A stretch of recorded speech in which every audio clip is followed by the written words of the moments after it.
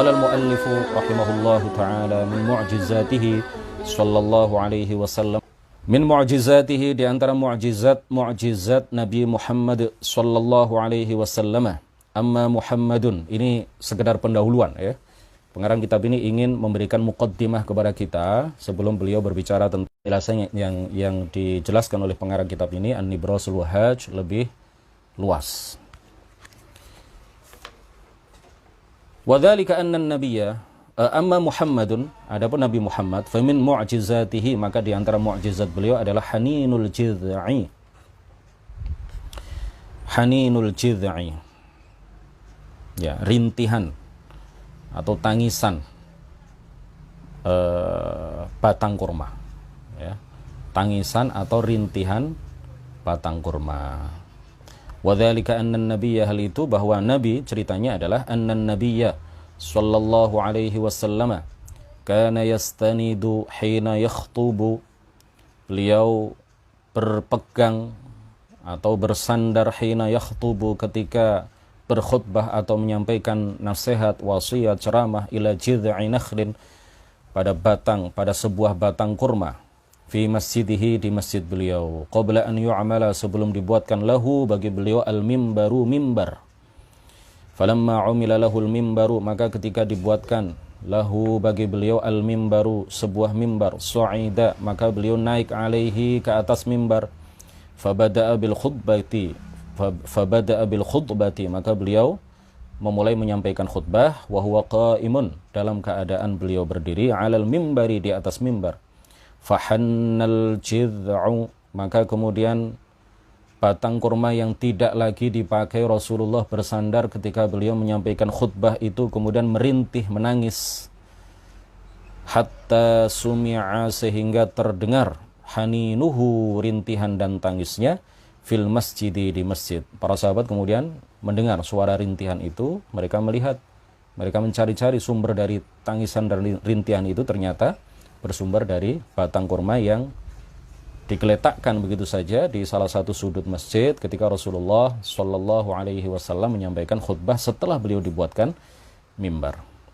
Fanazzala Rasulullah sallallahu alaihi wasallam, lalu Rasulullah turun dari atas mimbar, faltazamahu, kemudian Rasulullah merangkul ya, kemudian Rasulullah memeluk batang kurma itu, fasakata, kemudian dia diam. Rupanya batang kurma ini rindu untuk dipegang, disentuh oleh tangan mulia baginda Rasulullah sallallahu alaihi wasallam. Jika batang kurma yang benda mati saja rindu kepada baginda Rasulullah sallallahu alaihi wasallam, kita yang dijadikan oleh Allah Subhanahu wa taala sebagai makhluk hidup ini yang bernyawa, yang punya ruh, mestinya kita lebih rindu. Yang punya akal, punya rasa, punya hati, mestinya kita lebih rindu dibandingkan dengan batang kurma itu yang tidak punya pikiran, tidak punya hati, tidak punya rasa ya, tetapi dia rindu ya, sehingga terdengar suara rintihan, suara tangisan, menangis, merintih, ingin dipeluk, ingin didekap, ingin disentuh oleh tangan mulia baginda Rasulullah sallallahu alaihi wasallam. Wa min mu'jizatihi, di antara mu'jizat baginda Rasulullah sallallahu alaihi wasallam, intaqul ajma'i ay al-bahimati. Di antara mu'jizat Rasul adalah bisa membuat seekor binatang berbicara. Ya, bisa memahami apa yang dibicarakan dan dirasakan oleh seekor binatang. Rawal Imam Ahmadu wal Baihaqi bi isnadin sahihin. Al-Imam Ahmad, Al-Imam Al-Baihaqi meriwayatkan dengan sanad yang sahih min hadits Ya'la ibni Murrah Ats-Tsaqafi, dari hadits Ya'la ibn Murrah Ats-Tsaqafi. Beliau meriwayatkan, bainama nasiru ma'an nabi sallallahu alaihi wasallam, ketika kami berjalan bersama Rasulullah, idmarra bina ba'irun yusna, tiba-tiba melintas seekor onta, yusna, yang membawa atau mengangkut air ya, yang berat di atas punggungnya.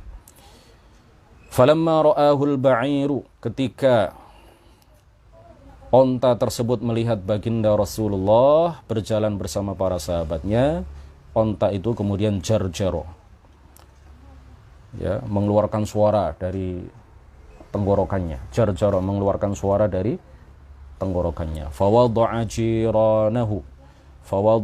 jiranahu, maka kemudian onta itu meletakkan bagian depan dari lehernya, seakan-akan sedang mengadu kepada Rasulullah Sallallahu Alaihi Wasallam ketika melihat Rasulullah, karena dia dibebani untuk mengangkut air yang sangat berat oleh pemiliknya. Faja'ahu faqala, lalu Rasulullah mendatangi fawaqafa alaihi nabiyyu, maka kemudian Nabi berhenti, ya. Lalu Nabi berhenti di dekat onta itu. Faqala, lalu beliau bersabda, beliau bertanya, aina sahibu hadzal ba'ir, di mana pemilik unta ini? Faja'ahu, lalu pemilik unta mendatangi Nabi. Faqala, lalu Rasulullah sallallahu alaihi wasallam bersabda kepada pemilik unta, bi'nihi, juallah unta ini kepadaku. Faqala, lalu pemilik unta mengatakan, nahabuhu laka ya Rasulullah, kami tidak menjualnya ya Rasulullah, tapi kami akan menghibahkan unta ini kepada engkau. Wa innahu li ahli baitin, unta ini adalah milik keluarga, ma lahum min ma'isyatin ghairuh, mereka tidak punya sumber penghidupan, sumber penghasilan kecuali darinya. Artinya pemilik unta ini mengeluh juga kepada Rasulullah Sallallahu Alaihi Wasallam, ya Rasulullah, sebenarnya kami ingin menghibahkan unta ini kepadamu, tetapi kami sebagai para pemilik unta ini, kami tidak punya sumber penghasilan kecuali dari unta ini.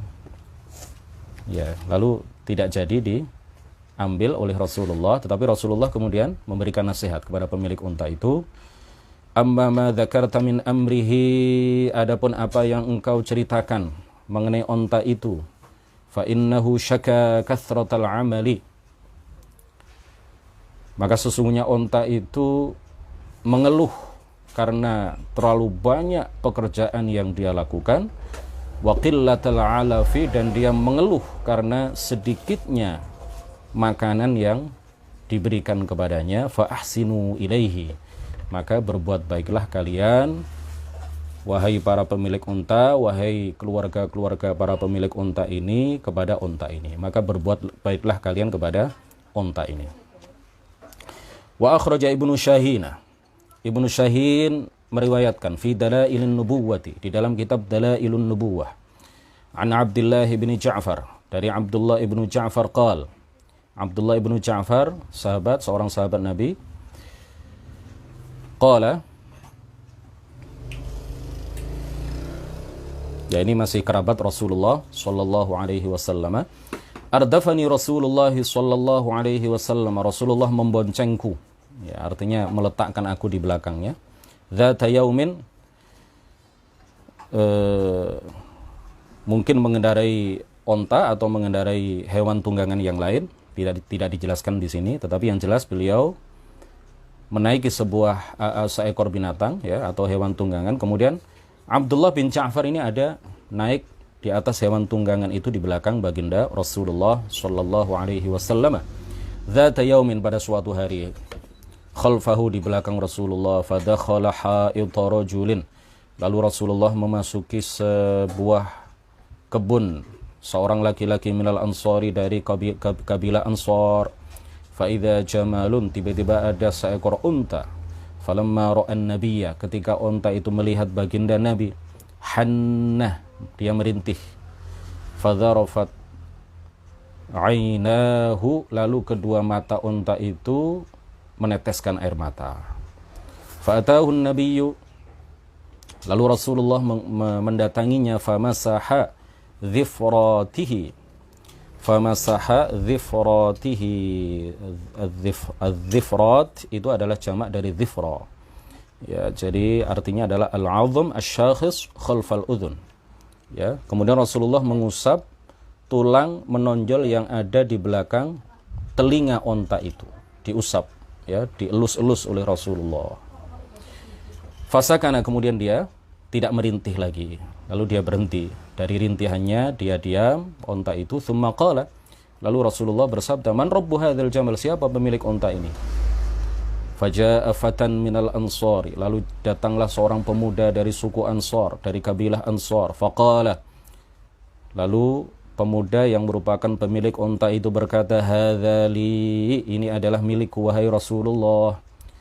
Faqala, lalu Rasulullah bersabda, "Ala tattaqillaha, tidakkah engkau bertakwa dan takut kepada Allah fi hadhil bahimati, ya, pada hewan ini, allati mallakakallahu iyyaha, yang Allah permilikkan onta ini kepadamu, fa innahu syaka, karena dia mengeluh, ilayya, kepadaku, annaka, bahwa engkau tuji'uhu, menjadikan dia kelaparan, wa tud'ibuhu, dan menjadikan ia kelelahan.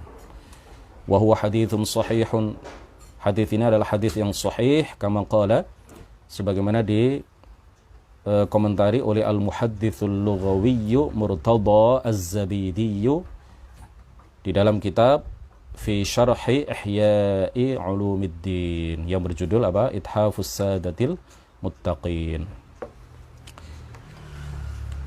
Kajian kitab An-Nibrasul Wahaj pada pertemuan pertama ini kita cukupkan sampai di sini. Insyaallah kita lanjutkan hari Kamis depan di waktu yang sama, kurang lebih jam 9 atau jam 9:30.